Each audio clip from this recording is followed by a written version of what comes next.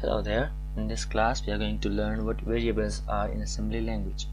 Now if you are familiar with other programming languages, you might be familiar with this term variables. So variables actually means a memory location. If you want to access any memory location, whether you want to store some data in your memory or either you want to get some data from your memory, you will use these terms variables. So in this class we are going to be learning how do we create variables and how do we access the values from those variables using assembly language in x86. So without further ado, let's go to how do we create variables. Now if you want to create variables in assembly language, there is a proper syntax for doing that. First of all, you are going to write a variable name. It is a simple identifier. Mostly it has some rules that you are going to follow, and then after writing your variable name, you will define the data type that we have here. We haven't learned the data type yet. In the next video we are going to be learning what are the different data types in assembly language. And then you can also write a value here. If you want to define a predefined value, you will give that value here, but if you don't want to give a value here, you can simply write a question mark instead of this value. Now this is the proper syntax. Now where do we write this part? So this is actually written in the data section of our program. So after the .data model, you are going to define all the variables that you need. After that you will define your .code section. So how do we write it? I have tried to give a small example here. You can write .data here. You can write the my variable here, which is your variable identifier, whatever name you want to give your variable. You will write it here. You will give a space, then you will write a data size. dB is a data size, which means defined byte. You don't need to understand it right here, because in the next video we are going to be focusing on these things. Then I have given a predefined value, which is 4. Then I have given a comment here that is simply trying to say that this is the part where I am creating a variable. Then after that, in the .code section, you will write an assembly code here to access this variable. Now how do we access our variables? If you want to access your variables from the code section, you are going to be using this following part of code. Normally this part of code is constantly repeated for accessing variables. Now let's say you have created a variable here whose name is var, its size is dB, then its current value that I have predefined is 4. Now here I will do a couple of things. The first two things which I need to do before accessing my variables is to write these two lines. This line is basically moving the address of the data, this data segment, from our memory to our accumulator register. Now after that, in the second line, I'm going to load this same address that I've got here from this data segment, the address of this data segment in my AX. I'm going to put this down into my data segment register. Now there is a question, can I do simply like this, move ds into 8 data? Can I do this? This will be like a smaller version, a shortcut version of these two lines. Mostly we can do this, but most of the time this ds register is like, this is not like capable of doing immediate loading. So normally you can't like just put a value inside the data segment register. Normally data segment register mostly only gets values from other registers. So AX is a register, so I can get data segment register can get a value from another register, but this is like a value, direct value. So this is called immediate accessing mode, na? So this is quite not like recommended in writing assembly codes when you want to access the variable. Now after writing these two lines, now I can access this variable from my data segment. I can simply use it like just like this in any part of my code, just like that, and it will work properly just like a value. So this is how you access variables in the assembly language. So I'm trying to write a program here. I will try to write it again in the following section. I've written a program here. I've created a variable which the name var, its size is dB, its data type is dB, its value is 65.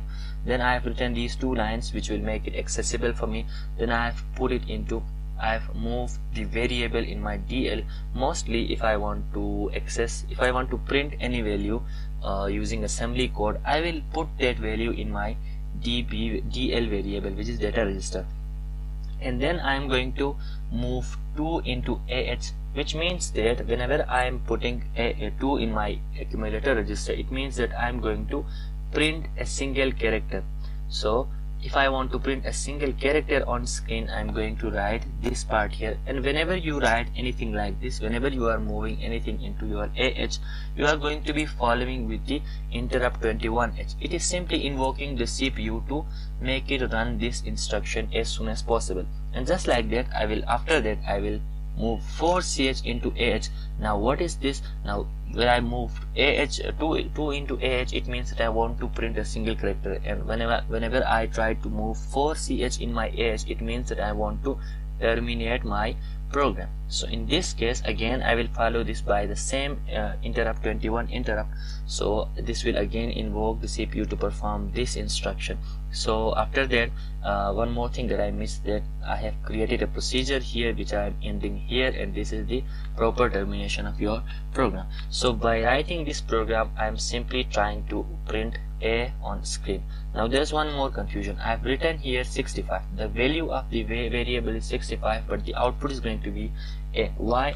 Because this 65 is actually the ASCII value of A. So I'm trying to print A actually, so that is why I'm writing 65 here. So whenever I write 65 and I try to print it, it will actually print A, because the ASCII equivalent of A is 65. So this is how you write a small program in assembly language to create and access variables. So now let's go and write some programs here.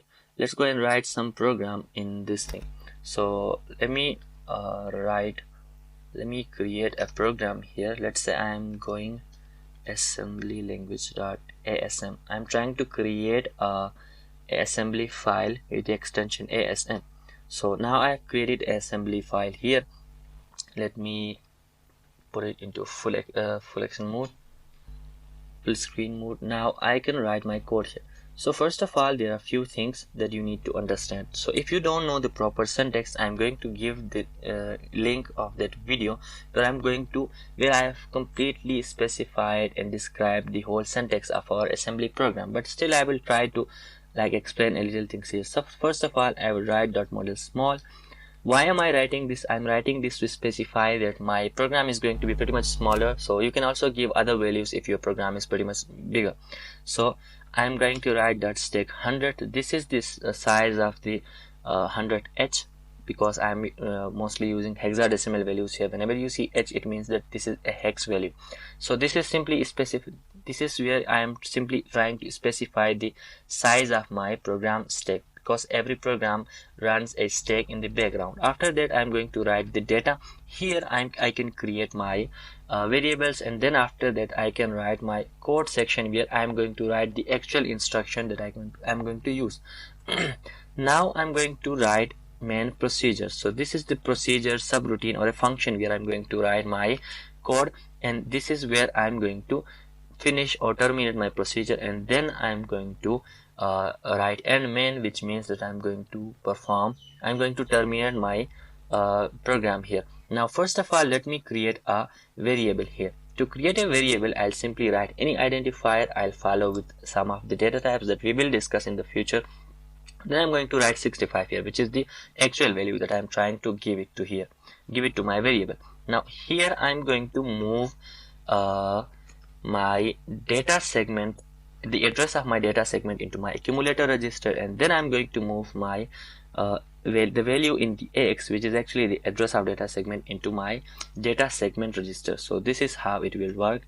After that, I will move the variable, the value of the variable in my data register to print it.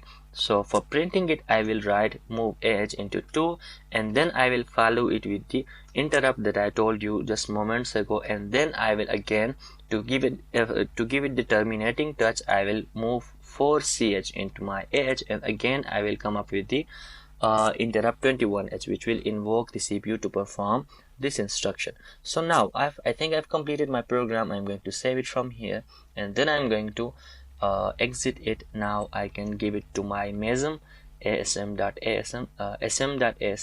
I am giving it to my MASM assembler, and it says there is no error. Now then I'm going to press enter. I think my code is successfully linked. Now I can do one more thing. If I want to run simply the program, I will simply write the name of the file and I'll write exe at the end. There is no need of a semicolon, and I simply press enter, and you can see the output A, which I was trying to do. So in this class we tried to create variables, and then we tried to access the variables from the code section, and we successfully printed a single character which was actually value of a variable. So if you like this video, and if it somehow helped you, you should subscribe and like our video, and you should subscribe our channel, because this is a new channel, so we really want your support. So thank you. From now we will come up with the data types in the next video. Thank you.